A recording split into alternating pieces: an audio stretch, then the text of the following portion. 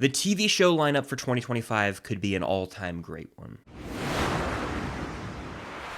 What's going on, guys? I'm Chris, and welcome back to another video. So today I've got my top 10 most anticipated TV shows of the year. To ring in the new year, I did my top 10 most anticipated movies, so today I'm doing shows. After looking at both lineups, I think I can say I'm more excited for like my top most anticipated shows than my top most anticipated movies. But before I get into this list, be sure to hit that like button, comment down below the shows you're the most excited for in 2025, and of course subscribe to that notification bell to help me reach my goal of 150,000 subscribers. There are so many TV shows that I'm excited for in 2025 that actually have some honorable mentions. Starting with the honorable mentions, I've got You Season 5, A Night of the Seven Kingdoms, which is another Game of Thrones spinoff, Wonder Man, an MCU series, It, Welcome to Derry, which is like an It prequel, and Wednesday Season 2. But getting into the actual list, at number 10, I've got Squid Game Season 3, which has recently been announced to come out in June of 2025. Season 2 dropped not long ago, only a couple days ago. In fact, I have a review for it that I'll link up above. Coming into Season 2, I had mixed expectations, but it ended up really delivering for me, and the more I've sat on it, the more I've actually liked it, and so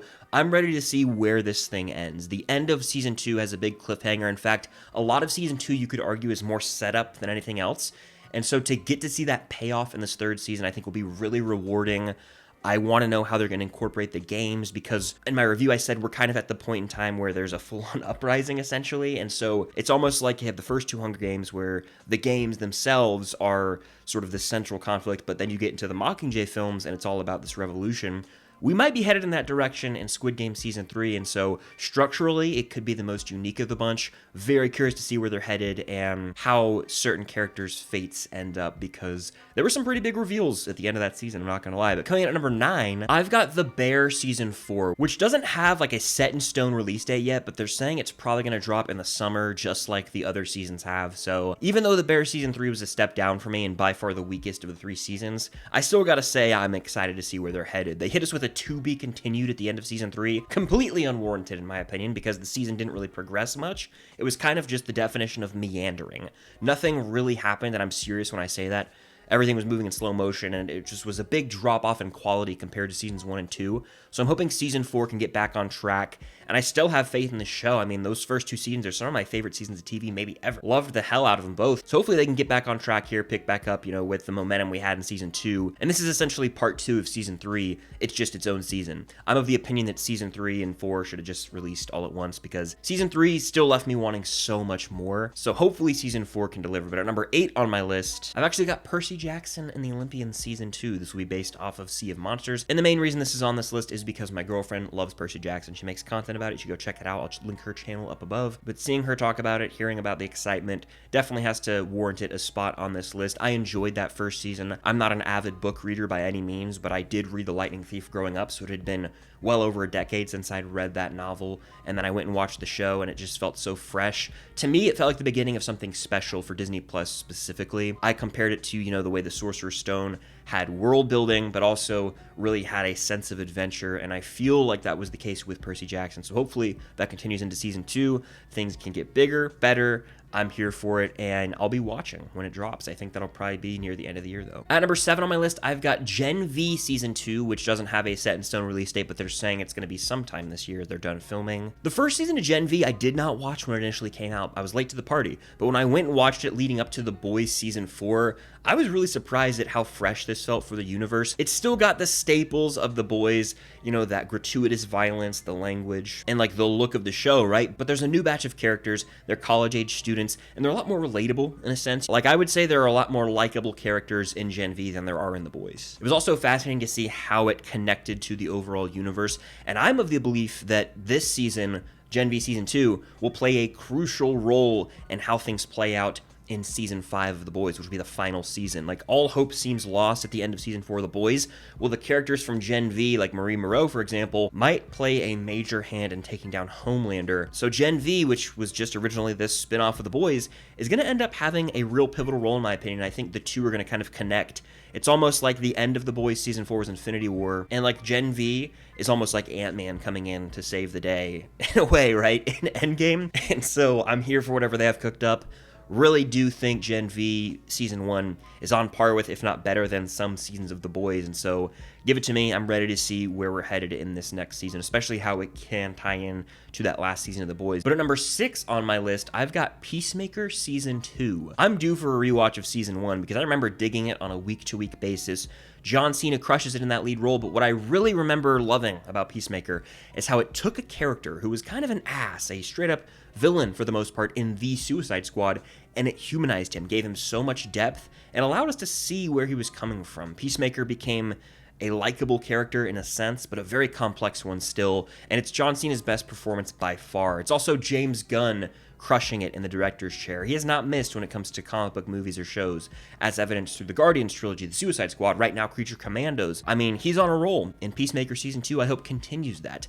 I'm also curious to see how it, canonizes certain events from Peacemaker Season 1, because in this new DC era that we're in, it looks like they're kind of picking and choosing what they want to keep canon and what they want to kind of throw in the trash, and I want to know what is still canon from Season 1, if anything. Will it even acknowledge the events of Season 1? I think it will, because they've been referenced already in Creature Commandos, potentially. So, very excited for the future of DC. I think Peacemaker is just another stepping stone. More proof of why James Gunn is the right guy for DC. Bringing us into the top 5, I've got The Last of Us Season 2. That first season was phenomenal television. I mean, everyone loved it for the most part. And as someone who has played both games, I prefer the first game, so I've always been a bit cautiously optimistic about how they're going to adapt this second one, because it goes without saying, I won't spoil the game, but it goes without saying The Last of Us Part 2 is a very controversial game because of a major decision the game makes really early on in the gameplay. Pissed off a lot of people.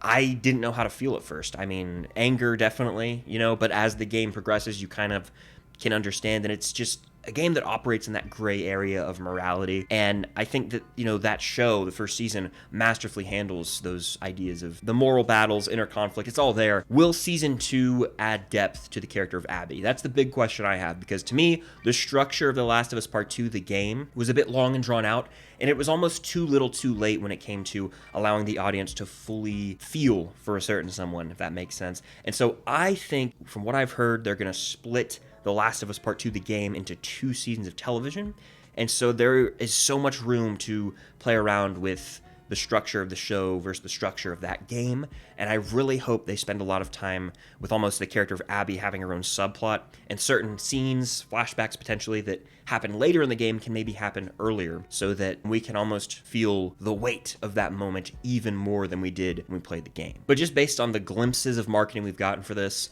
it looks to be on par with the first season, if not better. Very excited to see Pedro Pascal back in the role of Bella Ramsey. Curious to see what they take from the game, what they tweak and make better, or potentially worse. And all around, it's definitely got to be one of my most anticipated shows of the year. I'm sure it'll rack up the Emmy nominations. It'll be the talk of the town. And for those who haven't played the game, they might be in for a surprise. At number 4 on my list, I've got Cobra Kai Season 6 Part 3, the final 5 episodes of Cobra Kai, which never dies, by the way. Cannot wait to see where this show ends up. Part 2 was insane. We got that big Sekai Taikai brawl and the death of Quan. Where are we headed in these final 5 episodes? Who's to say? I mean, are they going to even end Sekai Taikai? Based on some of those first look pictures we got on Twitter the other week, looks like we're still going to go through with the tournament, but what will the implications of that death be? Will people step away from karate forever? Potentially. I'm just hopeful that it'll stick the landing, and I just care more about where our characters end up as opposed to who really wins Sekai Taikai at this point, because after the death, I feel like there are just more important things than karate at this point. So sure, I want some epic fights, don't get me wrong, but I'm more excited to see where our characters end up than anything. And I'm just pumped. I'll be reacting to the 5 episodes as I have done for every episode of Cobra Kai, so be on the lookout for that. That drops on February 13th. We don't have to wait much longer to see the end of Cobra Kai. Number 3 on my list, though, has to be Andor Season 2. It's been a while since we last saw Andor, and if you don't know, I think it's some of the best Star Wars content we've got in the new era. That first season ruled. There are a couple episodes that make up sort of an arc, and then another batch of episodes that make up an arc, very comparable to the way Clone Wars is told, except instead of jumping from character group to character group, like say Obi-Wan, or then a batch of droids on a random planet, it's all Cassie and Andor here. Not only is this show adding so much depth to that character and really functioning as a prequel in this universe surprisingly well as we build up to Rogue One, but it shows the street level side of Star Wars wonderfully. This show, more than some of the movies, makes the Empire feel like this unbeatable, overwhelming threat that is pure evil. And I'm glad we're finally getting to explore that side of Star Wars, the street side, because not everything has to be so huge in scale. Because of this, at least for me, it was way easier to feel for characters, to resonate with characters, but also buy in. There was buildup. A couple episodes would sort of lay the foundation, and then we would get like a finale of that arc, and they just got better and better. There's a heist that rules, but the prison break with Kino Loy, One Way Out, that is the best episode of the show to me.